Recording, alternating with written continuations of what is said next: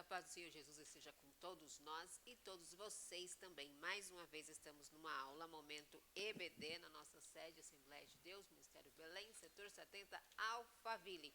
Tendo como nosso pastor setorial, o pastor Anderson Cavalcante. Bem-vindo, meninos, novamente, Macri e Maicon. Parecido o nome de vocês, né? Como vocês estão? Tudo bem? Graças a Deus estou bem. Amém, é bênção. Do Jardim Isaura, né? Com o pastor querido Juvenal. Uma bênção nas nossas vidas verdade, lá. homem de Deus. E esse ministério maravilhoso que é a Assembleia de Deus, né? E do ensino, né? Porque você já está no meio, né? A gente está Tá tentando envolvida. aprender Já não cada dá, vez um não isso, dá vai- pra fugir mais, né? Vai crescendo de Sim, glória em tem Magno dado glória. tirou uma graça. folga dos ares, né? Mas Eita, até deu que certo, deu graças certo. a Deus. É uma bênção poder estar aqui com vocês, aqui com o meu professor Alessandro, Nete, Maicon, e eu tenho certeza que vai trazer muita coisa boa para as nossas vidas essa noite. Fica com a gente. Eu tentei fazer com que o Alessandro ficasse, gente, mas o Alessandro fugiu hoje. Mas ele está aqui Mas ouvindo ele a tá gente. aqui, tá por aqui. Tema de hoje, vamos para mais uma lição. Então, lição de número 11, cultivando a convicção cristã.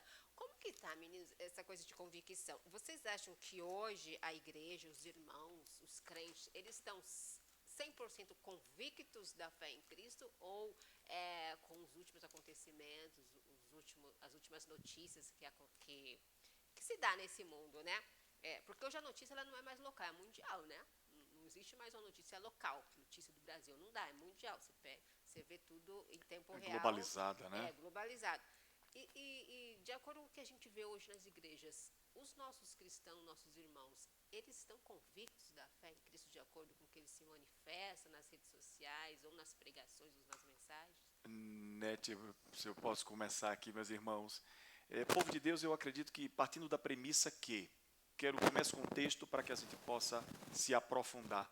1 Tessalonicenses capítulo 4, versículo 3, diz assim, ó, porque a nossa exortação não foi com engano, nem com imundícia, nem com fraudulência. Eu acredito que quando a mensagem ela é passada de forma fidedigna, a gente sabe, irmãos, que com o passar do tempo, tudo aquilo que vem chegando, todo conhecimento, o apóstolo Paulo fala isso, se eu não estou enganado, é 15:4, é 4:15, ali a Roma, ele vai trazer essa ideia de que tudo que foi escrito para o nosso ensino foi escrito. Então, se está escrito, foi para o nosso ensino. Então, o problema não está no que está escrito, mas Exatamente. como essa mensagem está sendo passada. Ou está sendo absorvida? Exatamente, ou está sendo absorvida. Mas eu acredito assim, Nete, a questão da absorção, ela pode ser inserida no contexto de quê? Com audiovisual, com artífices que a gente possa usar para clarear ainda mais. Hoje tem homilética, tem exegese, tem tantas coisas que a gente pode se utilizar para que isso seja inserido. A hermenêutica. Você consegue, de alguma forma, clarear mais. Hoje, um pregador, alguém que vai trazer uma mensagem, se ele pega, tem livro de esboços. Ele pega um livro de esboço, ele está esmiuçado, ele pega uma mensagem cristocêntrica, Nete. O segredo é o Espírito estar na palavra. Se ele abrir a Bíblia e começar a falar aquele esboço, o povo começa a chorar. Por quê? Porque quando a mensagem ela é fidedigna e ele vela para cumprir com a sua palavra, então o que sai verdadeiro faz efeito. E aí eu digo para você, a gente cai naquele Mateus capítulo 7, que é uma parte boa de gancho para a gente pegar aqui, 7,14, quando ele diz que ele prega sobre a casa que foi feita na areia e a casa que é feita na pedra. Então, a partir do momento que essa mensagem, como Mateus 13 também, ela cai numa terra boa, Nete. É disso que eu estou pensando agora. E- Em relação à convicção.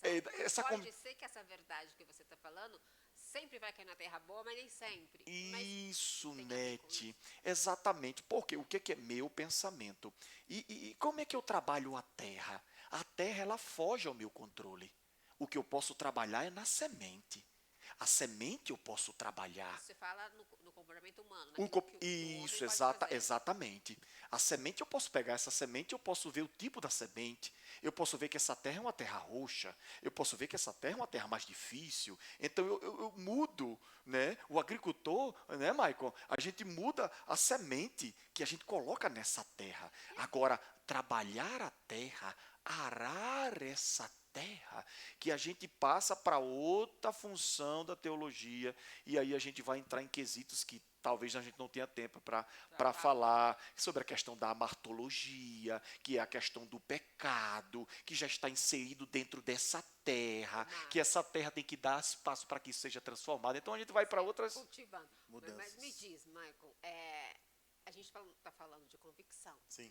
Né? E a gente entrou nesse assunto da terra boa, a terra que recebe. Aí a gente entrou na parte do trabalho da terra. Né? Você acha que essa parte do trabalho, porque nós vamos falar no próximo, a gente vai entrar na leitura diária, a gente vai pegar uns textos que está aí, a gente vai falar rápido sobre eles. Tem pessoas que ela é chamada para fazer um tipo de trabalho, mas tem pessoas que ela é convocada. Não é chamada, ela é convocada e nem sempre ela sabe fazer esse trabalho. Certo? Você viu agora, Michael? É o chamado Duro, né? e o que se chama. Não é isso? É Certo. igual a Davi e Saul, né, Nete? É isso que ela está dizendo, viu, gente? Tem gente que é rei, mas não tem coroa ainda. Entendeu? Tem gente que já foi consagrado, mas não tem coroa. Mas vamos lá. Tem pessoas que ele até tem o chamado, mas tem um processo, tem um tempo. verdade. A gente sabe que tem um tempo da terra a ser trabalhada. Isso. E você acha que isso pode atrapalhar na convicção? Vamos supor, se essa terra não é bem trabalhada, ou ela não espera o tempo certo para que a semente Para que ela nascer, floresça, né? floresça. Você acha que essa forma pode, então, comprometer essa convicção? Talvez algumas pessoas não estão tão convictas daquilo que ouve ou que fala devido a esse tempo, nesse processo, esse trabalho da terra que não esperou. Então, Nete, eu penso assim, e aí eu sempre olho para a minha vida cristã, né? A gente vai errando, conhecendo Jesus no começo, você tem aquele primeiro amor, que você fica encantado com todas as situações, e aí você se entrega e de repente aquilo vai passar, que é natural, não o amor a Cristo, mas aquele primeiro amor, aquele ímpeto, mas há um processo de amadurecimento, né? Até nas suas atitudes, até nas questões de situações morais que a gente vai vivendo. A gente está falando aqui até daquela convicção moral aqui que está até na parte 2 aqui, né? E na convicção social também. E tem uma parte aqui na 2:9 que o comentarista fala, né? E ele diz assim, ó, no 2:9, para não se tornar um fardo para a igreja, ele não se desgastou numa atividade laboral. Aqui está falando de Paulo, né, que ele trabalhava para que ele não trouxesse fardo à igreja. Aqui é importante ressaltar que a Bíblia não condena a provisão, nenhum problema quanto a isso. Exatamente. Né, financeira para os obreiros, pois o apóstolo escreveu aos que anunciavam o evangelho e que vivem do evangelho ou vivam do evangelho. Nenhum problema quanto a isso. Mas, às vezes o fardo que a gente está falando desse trabalho é de repente entregar a alguém que talvez ainda não esteja preparado e que ela pode cair. É claro, o pastor ele tem que olhar se a pessoa está preparada para isso. E o pastor é para isso. Porque nós somos como ovelha, né? Pronto para o matadouro, né? E a ovelha, a gente sabe que, né? E até na parábola da ovelha, o que diz o quê? Que a ovelha sabia que ela tinha um senhor, ela amava aquele senhor, mas ela não sabia voltar para casa. E quando a gente compara nós como ovelhas, nós somos assim. Às vezes, você até tem o desejo de fazer coisas grandiosas, mas talvez você ainda não está pronto. Exatamente. Eu posso provocar vocês um pouco mais? Vai, vamos. Vamos lá? Vamos, A gente Nete. sabe que a Bíblia, a gente pega os escritos do Antigo Testamento, e até as parábolas mesmo do Novo Testamento, a gente vê que Jesus e até outras pessoas que falam, usando de figuras de linguagem, vai usar texto para exemplificar uma coisa. E a gente, às vezes, pega isso como literal. Vamos pegar o seu exemplo da ovelha. A ovelha, ela é assim, ela é mansa, ela não, né, não dá trabalho, ela escuta a voz do pastor. E a gente, E é às burrinha, vezes, né? parece que, exatamente. Mas vamos lá, não quis dizer isso. Mas aí a gente pega isso e traz para o nosso contexto cristão e a gente coloca a figura do pastor numa pessoa só. Vamos supor que a gente coloca essa figura de pastor no pastor mesmo, líder da igreja.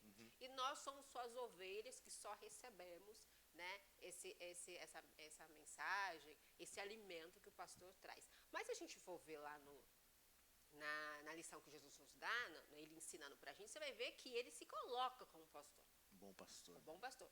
Mas aí Paulo vai dizer que ele vai chamar pessoas, vai convocar as pessoas, a gente volta de novo na convocação, que a gente vai entrar aqui, para convoca pastores. pessoas, né, para estar seguindo aí o rebanho. Isso. Isso não quer dizer que o rebanho, as ovelhas são passivas, porque no reino de Deus a gente sabe que existe trabalho para todo mundo. Isso. No reino de Deus fica sem fazer nada quem quer, porque é muito Exato. trabalho. Aí que Jesus fala, né? O campo está lá pronto, Isso, a seara é grande, seara é mas poucos são os grande, ceifeiros. mas poucos trabalhadores. Verdade. São poucas pessoas que querem ir e atender ao processo. E às vezes muitas pessoas ficam nessa passividade. Não, quem tá na frente é o líder, quem tá... E aí compromete essa convicção, porque na hora de falar, na hora de talvez desempenhar um chamado, aí a gente vai para o outro lado da moeda. Pode ser que a pessoa esteja pronta, pode ser que ela foi chamada, ela foi comissionada, mas na hora de desempenhar, ela duvida. Ela acha, poxa, será que não é eu mesmo? Será que sou eu mesmo que tenho que falar? Será que não é quem está lá na frente, quem está sentado, quem está na líder, quem está no púlpito? Será que não é o Maicon, que ele é diácono, ou o Macri, que é presbítero? Sou eu mesmo que sou só um simples, né, membro da igreja? Será que isso pode também influenciar e prejudicar, talvez, a convicção de alguns? Eu não conheço Macri. 2 Timóteo, capítulo 2, lembrei desse versículo agora, 2 Timóteo 2:15, ele diz assim, ó, procura apresentar-se a Deus aprovado, como obreiro que não tem do que se envergonhar e que maneja bem a palavra da verdade. Eu acredito que quando alguém ele é comissionado, como você disse, né, aquele que é chamado e aquele que se chama. Isso. Paulo também exorta, até conversando um pouco antes com os meninos aqui, com os professores, a gente até citei o texto que fala acerca de que tem que haver uma preparação, né, vamos dizer assim, a gente precisa, é bom almejar o episcopado, né? Paulo até fala para Timóteo também, Paulo, isso é coisa boa, almejar. Mas ele mesmo não se considerava esse, né? Exatamente. Ele mesmo, não, eu sou servo de Jesus Cristo. Timóteo pensava assim também. Exatamente. E por quê? Porque é um bom professor, né? Então, a terra boa, então, você vê que... Mas ele cita isso para Timóteo, dizendo para Timóteo, a gente precisa se apresentar para Deus, para Deus. Então, perceba, antes de se apresentar para o homem, a gente se apresenta para Deus. Quando o homem se apresenta primeiramente para Deus e passa no crivo da aprovação, no crivo da palavra da verdade e no crivo de não ter do que se envergonhar, tem 3 áreas exatamente da lição: área espiritual, área moral e área social. Esse simples versículo tem esses 3 pontos dessa lição aqui. Ele vai falar, aprovado. Tem totalmente um caráter porque é para Deus. Aí ele vai continuar dizendo assim, que não se envergonha. Aí é do caráter moral, dentro de casa, com a família. E depois que maneja bem a palavra da verdade. Ele tem que ser social, não pode ser só de boca, tem que agir diante da sociedade. Então, quando a gente olha para isso aqui, a gente primeiro vê o quê? Uma apresentação, um homem que, apesar das suas fragilidades e fraquezas, como você disse, né? Será que na hora que chegar ele não vai ter? Claro que ele vai ter dificuldade. Eu estaria sendo hipócrita. Macri, uma por favor. Pergunta para você. Não, que é isso, fala aí. Fala aí, vamos lá. Não, se eu souber, a gente mesmo. Vai. Quando ele diz aí que maneja bem a palavra, o que ele quer dizer exatamente nisso? Se a gente for para os originais, eu gosto dos originais. Só mais uma colocação. Então, que é isso? Se eu souber... Não precisa estudar, as coisas vêm tudo do Espírito Santo, é isso? Não, eu acredito que não. Essa palavra da verdade... É uma provocação, nunca perguntou. Não, mas é legal, isso é bom. Entender o texto. Né? Tá certo. Quando é que Paulo está falando isso aqui? Paulo é pego em Troade, a princípio, né? Dizem que ele é pego em Troade. Paulo está indo para o final da sua história e está ensinando para esse menino, mandando essa carta para esse menino, para Timóteo, jovem, sobre a ilha a qual ele teria que tomar conta com cuidado. Éfeso, aquela coisa que vocês já sabem. Então, o que é que ele diz aqui? Paulo, tem 3 âmbitos que a gente precisa trabalhar, Timóteo. Quando ele fala da palavra da verdade, o que ele está dizendo que é palavra da verdade? Aqui não é o logos, não é o Deus, não é simplesmente eu falar do que Deus fez, mas do que estava acontecendo. É como se fosse um verbo de continuidade, do grego koiné. Essa expressão é, eu vou continuar fazendo. Como você disse, eu estou errando, mas eu vou continuar fazendo. Exatamente. É nesse trajeto que eu vou fazendo, eu caio e levanto. Porque não tem como aprender quem só acerta. Então ele está dizendo assim, na palavra da verdade é o quê? Cristo é meu norte. Eu vou para Cristo, mas eu sei que eu vou errar. Eu sei que eu sou fraco. Paulo dizia, né? Ele queria fazer o bem, ele não conseguia. Mas o mal não queria, exatamente. Ele fazia com perfeição, então, né? Essa palavra, ela vai além do simplesmente ler a Torá. Ela vai além da lei. Do conhecimento. Exatamente. Ela vai da prática, da praxe, né? Aí, nesse caso, então, as escrituras, de acordo com a lição que a gente está estudando, vai trazer a responsabilidade para quem escuta. Porque a gente trabalhando, então, no âmbito do reino de Deus, não no âmbito Totalmente. da instituição. É. Porque quando chega no âmbito da instituição, a A gente instituição coloca falha, né? falha, a gente coloca desculpa, tem um não me deu sistema Isso, religioso. oportunidade. exatamente. Talvez o irmão lá, não faço nada porque não me dá oportunidade, não me deixa fazer. Mas quando chega no reino, essa desculpa já não vale, O né? con- o conceito de religar- trazer fala, só fala. trazer aqui um versículo. Na verdade, dois, né? A responsabilidade do crente. 1 João 4:1. Amados, não creem em qualquer espírito, mas examine os espíritos para ver se eles procedem de Deus. Exatamente, se ele vem de Deus. Porque muitos falsos profetas têm saído pelo mundo. Veja, é nossa responsabilidade saber se a profecia e se aquele meu pastor ele está diante de Deus. E ele está falando para uma igreja geral, ou seja, todos Sim. vocês, todo mundo. Tô tem essa com você. responsabilidade. Aliás, a igreja tessalônica, que Paulo falava que eles acompanhavam a palavra e verificavam. Isso, verificava. Os bereanos. Bereanos. Os bereanos, exatamente, os bereanos. Em Mateus 7, 22, 23, diz assim: Muitos me dirão naquele dia: Senhor, Senhor, não profetizeis em teu nome, e em teu nome não expulsamos demônio, e não realizamos muitos milagres. E aí Jesus disse, né? Então eu lhes direi claramente: nunca os conheci, afaste de mim, vocês que praticam o mal. Esses aqui são os falsos profetas que provavelmente vão estar na frente de igrejas, mas que faziam isso para orgulho próprio, crescimento financeiro e enfim, toda sorte de coisas horríveis que nós temos neste mundo. Então, vai ter esses falsos profetas, inclusive naquele dia, porque aqui está escrito. Exatamente. É o caso, então, que a gente tem muitas pessoas que vêm ao templo, ou vêm em qualquer organização, instituição evangélica, ou cristã, enfim, protestante, independente de onde vai, e aí escuta, né? Só que ele não tem a responsabilidade com aquilo que ele escuta. Ou seja, as escrituras falam que a gente precisa conhecer. Isso vale no caso, então, você vê que as cartas de Paulo, na verdade, ela é direcionada para crentes, né? Para as igrejas, sim. Lucas vai falar para os gentios, Isso. mas Paulo ele vai falar para as igrejas, está falando para os irmãos, né? Vocês têm necessidade, responsabilidade de conhecer. Sabe uma coisa, Macri, que a gente sempre olha na vida de Paulo, a igreja hoje, e aí a gente fala de todas as igrejas e o ministério cristão como um todo. A igreja ela precisa transformar a sociedade. Porque, veja, João Batista, que você falou aqui, e que trouxe aquela passagem ali ainda na outra aula, a respeito de quando Deus matou o cordeiro para cobrir as vergonhas, né, de Adão e Eva. E quando a primeira vez que João Batista viu Jesus, ele disse aqui: Eis o Cordeiro de Deus que tirais o pecado do mundo. Veja, ele sabia que ele era o Messias. E o que Israel precisava? Israel precisava de um Messias. E o Messias vinha para Israel como homem de guerra, para quebrar o poderio de Roma. Mas João Batista, mesmo sabendo que ele era o Messias, a gente sabe disso por quê? Porque quando ele estava preso e talvez numa situação de vida, numa situação de vida e morte, ele fala assim, ó, vai lá e fala com ele se ele é mesmo o Messias ou se a gente tem que esperar por outro. Ainda assim, naquele primeiro momento, ele fala isso, olha, eis o Cordeiro de Deus que tirai os pecados do mundo. E quando a gente olha toda essa situação, né, do que a gente estava falando, e agora acabei me perdendo aqui Calma, fica tranquilo, vai dar certo. dessa situação, né, de estudo, é justamente o que a gente precisa, dessa convicção para mudança de atitude. Exatamente. E a igreja, voltando, lembrei aqui, e a igreja, nossa igreja, quando eu falo a igreja e o reino cristão em si, a gente não tem mudança social em volta. As pessoas não olham mais a igreja que mudou. Paulo, quando estava naquela a mudança, o que acontecia nas cidades quebravam o comércio de adoração. E os caras queriam matar Paulo. Por quê? Porque o comércio da cidade foi quebrado.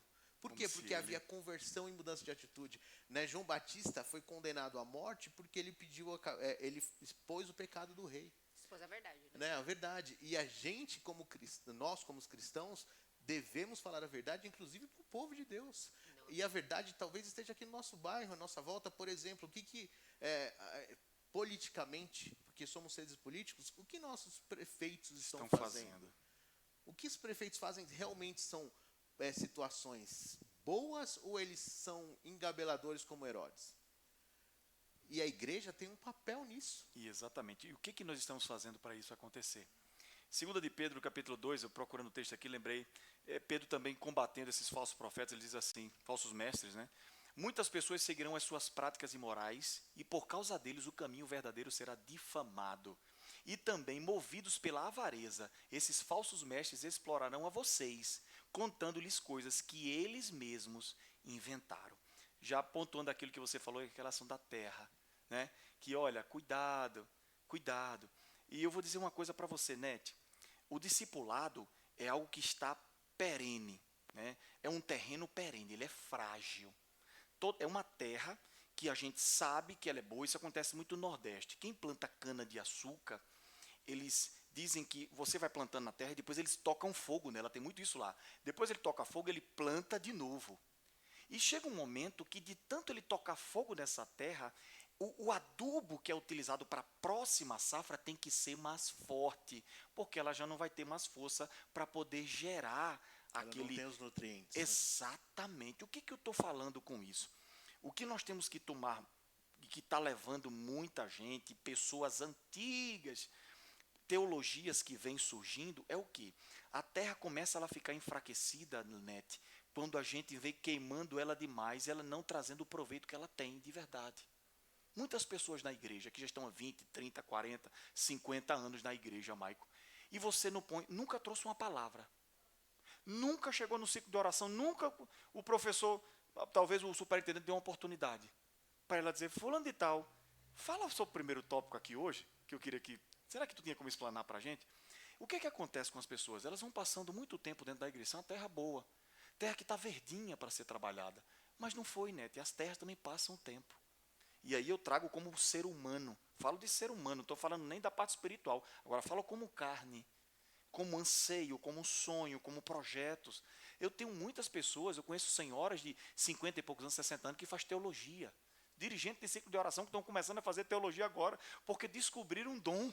Imagina uma senhora de 60 anos, Maicon, uma senhora que a teologia dela é uma teologia de oração, é uma teologia pautada nas lágrimas, e ela está acostumada a sofrer, não é? Aquela teologia bem rasa, ela abre a Bíblia e o povo se enche, só ela abrir a boca, porque quando a mulher daquela fala, o Senhor é meu pastor e nada me faltará, o pastor dela foge às linhas do texto normal e entra dentro da vida de quem está ali, porque vê ela todo dia passando com a sombrinha, um sol quente, e lá vem aquela irmãzinha caminhando. A teologia dela está pautada numa praxe, não é na ortodoxia.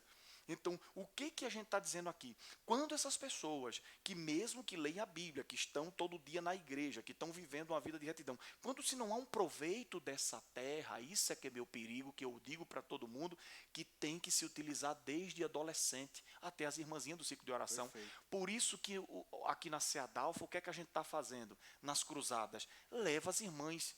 Se as irmãzinhas não puderem, aí eu preparo uma enfermeira. Tá lá uma enfermeira. Vai ter agora dia 7. Tem uma enfermeira, um posto de enfermagem para essas pessoas. Estou com um problema de pressão alta. A enfermeira vai lá, senta aqui, irmãzinha. Bota um sal na boca, não, fica tranquila aqui, a senhora não vai poder andar muito. Mas eu tenho que desenvolver essa sede no coração dela, porque isso é uma terra boa. E se eu não aproveitar, o tempo passa. Você fala, no caso, tem que direcionar essas pessoas. Exato. A liderança direcionar. Isso. Porque a gente falou da responsabilidade de cada um, mas nesse caso existe pessoas... Nete, mas não adianta eu ter o papel, eu ter aqui esse copo e ele passar o resto da vida ali dentro daquele quarto. Se ninguém trouxesse esse copo para mim, ele ia passar o resto do dia. Quando esse copo ia ser utilizado? Vamos dizer que esse copo ficasse ali? A gente sabe. Aí chega outra pessoa, bota uma caixa de outro copo e ele ia ficando para baixo. Bota a caixa de outro copo. Às vezes a água vai até fora da validade. Vocês estão entendendo o que eu estou falando para vocês? Isso acontece na igreja. Então, vamos lá. Eu vou provocar vocês, tá? Então, vamos lá. A gente parte do princípio que a gente está falando de reino e igreja. Isso. Lembra? A gente tá 6 minutos. Eita, Jesus, tem misericórdia. Da lição toda, tá. Porque a gente pegou aqui a leitura diária e a gente, né, já fez um apanhado geral.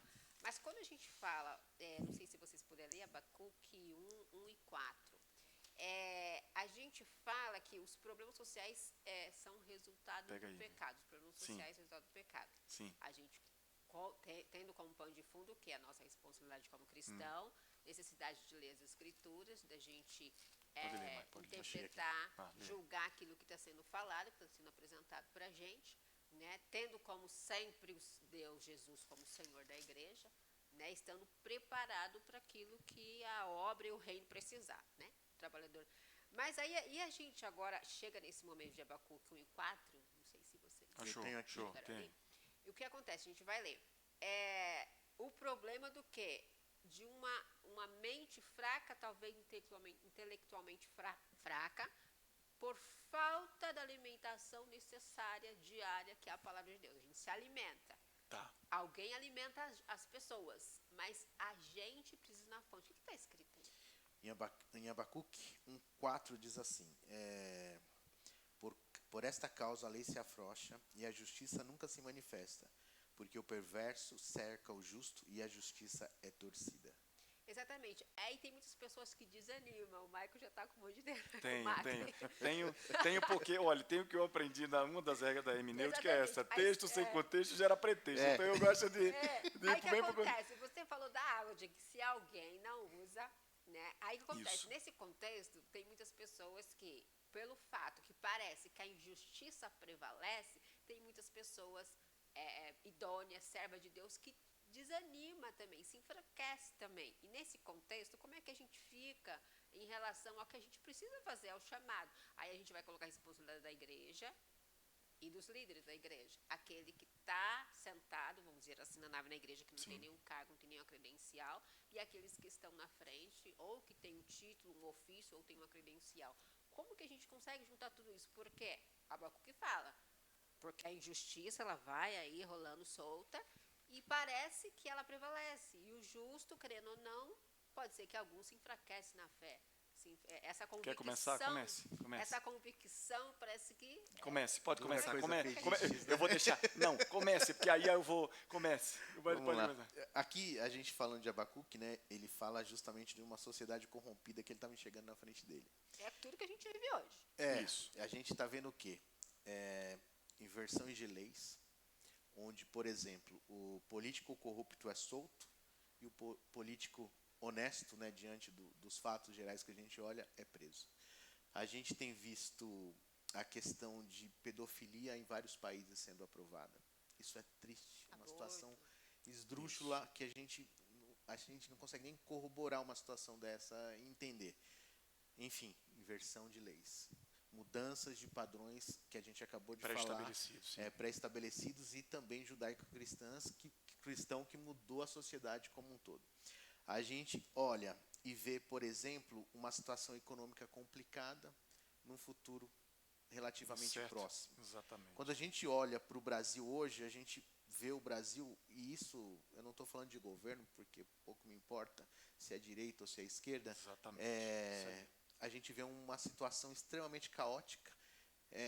Por exemplo, o superávit primário, que é uma questão econômica sendo hoje com déficit, em primário, inclusive, acho que quase 70 bilhões. Isso, 77. Enfim, a dívida pública está crescendo enormemente. O que vai acontecer isso? As pessoas vão ficar sem emprego, enfim, etc, etc.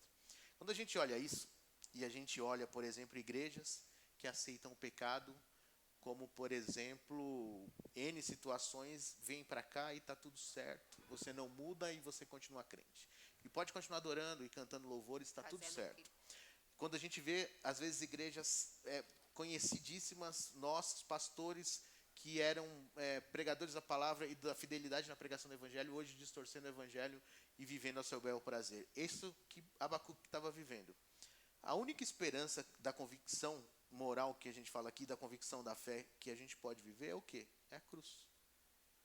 É saber que, independente da situação econômica, o que não quer dizer que eu não possa passar pela tempestade, nem vou ter que surfar nessa onda, porque a onda está balançando o mar, e o mar, se eu estou no mar, eu vou balançar, enfim, eu vou ter que jogar um bote, né? Para a gente viver nisso. Mas a palavra de Deus diz que jamais eu vi um justo mendigar o pão.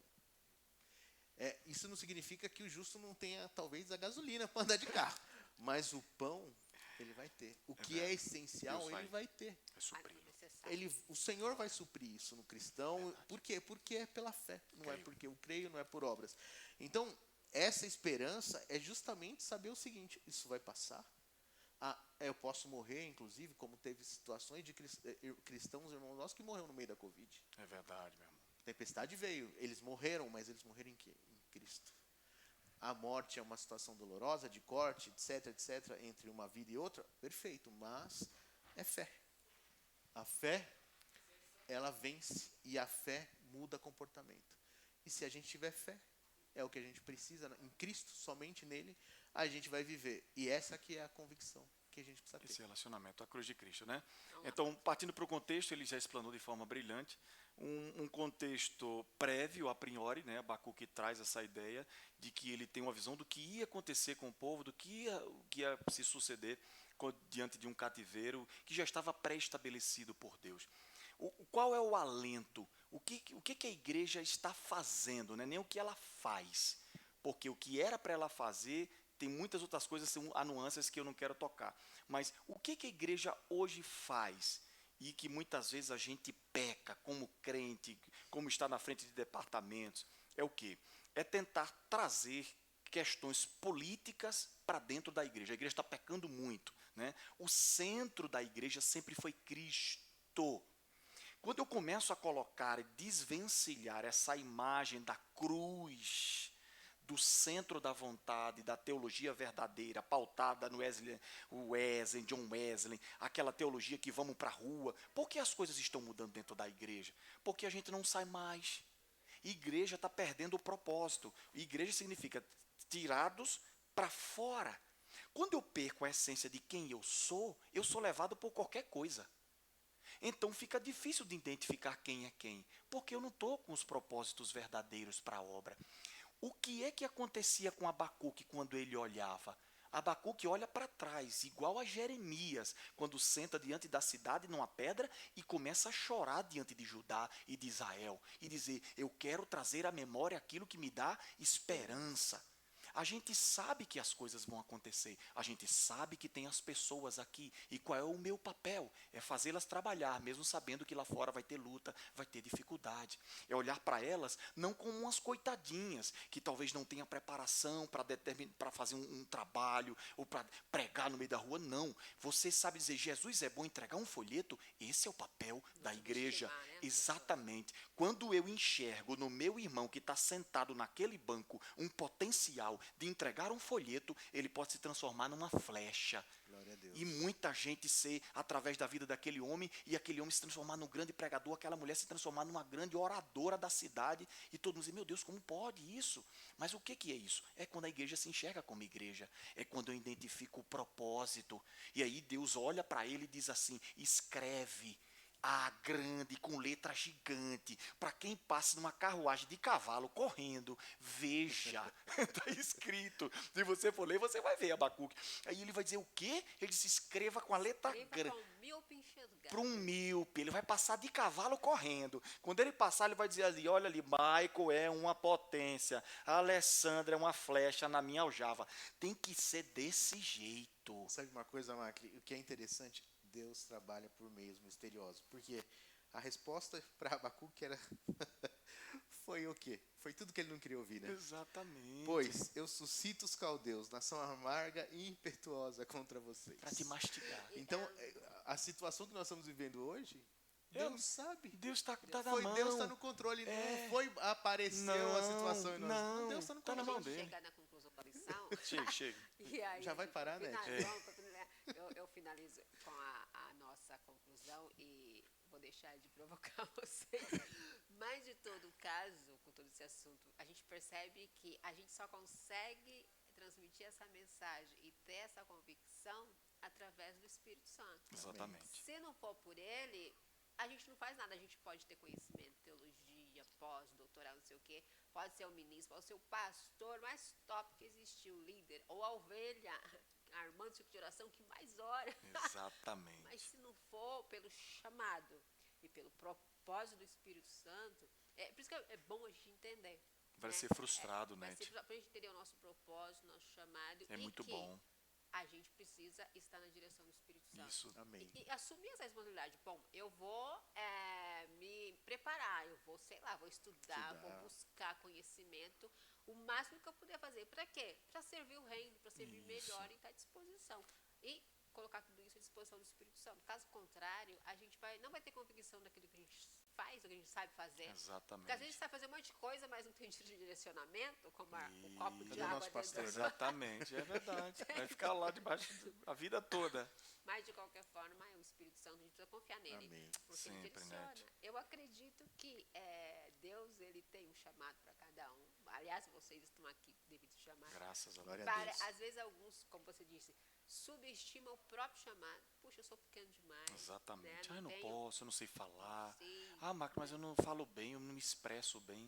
Eu disse, Deus não está preocupado se você é um poliglota. Deus não tá Moisés, né? Exatamente. Moisés, esteja convicto. É Deus que te chamou, você serve a Deus. Você Isso. está no reino de Deus. Exatamente. O que Deus quer para você fazer, o seu propósito, vai ser apresentado e você vai estar fazendo isso no poder de Deus. Que é top, Exatamente. né? Isso é Vai evangelizar, Michael? top. Isso, no poder. Vai ensinar, porque né, essa Isso. pessoa Mas eu não sei falar, irmão Marco. A gente faz isso ali na praça, nas sextas-feiras. Irmão Marco, mas o que é que eu vou dizer? Eu disse, não se preocupe, abra só a boca e ele vai encher você. Fique tranquilo. Diga só, Deus te ama e deixa que o Mas resto não ele faz. esquece de se preparar. É isso aí. Responsabilidade. Eles chegam lá com Toda, esboço Leila. gigante, daquele esboção. Quando chega. Eita, E não Jesus. espera alguém colocar alimento na sua boca. É Vai verdade. direto na fonte, a Bíblia Amém. tá Que aí. coisa boa. Glória a Amém? Deus. Nete, muito obrigado pela oportunidade. Obrigado Você pela que está em oportunidade. casa. Obrigado, Michael, pela Obrigado, companhia. foi Meu um professor aqui. Alessandro, que está aqui conosco. Deus, sinceramente, agradeço muito a vocês pela oportunidade de poder estar contribuindo com essa obra que é tão cara, tão pura e tão carente de ajuda, né, de auxílio. Eu falo para os senhores que estão aí, auxiliem nas suas escolas dominicais. Quem puder, chegue para o seu superintendente. O que eu posso fazer? Eu quero ser o tesoureiro. Eu conto as Bíblias. Eu conto a oferta. Eu quero falar 5 minutos. Eu quero falar 5 minutos, mas esteja do lado do seu professor, apoie seu professor, traga perguntas para ele. Eu sempre aprendi isso desde pequeno na escola dominical. Toda vez que eu trazia a pergunta, parece que a coisa desenvolvia, era mais gostoso. Todo mundo, é mesmo, eu não tinha pensado desse ângulo. Então, gente, escola dominical é isso, e a gente está tentando trazer esse ambiente aqui para dentro da tua casa, para dentro do teu lar. E esse pequeno diálogo, esse pequeno debate aqui é para tentar enriquecer aquilo que você tem de forma tão pequena, porque eu sei que só o Espírito Santo é que vai poder verdadeiramente conduzir aquilo que verdadeiramente tem com tua vida, com a tua família, com os teus projetos e sonhos. E é Amém. gostoso, né? Falar. É. É muito bom. Deus Bênção. abençoe, gente. Deus abençoe. Até o Amém. próximo domingo, se Fique com Deus quiser. Deus. Amém.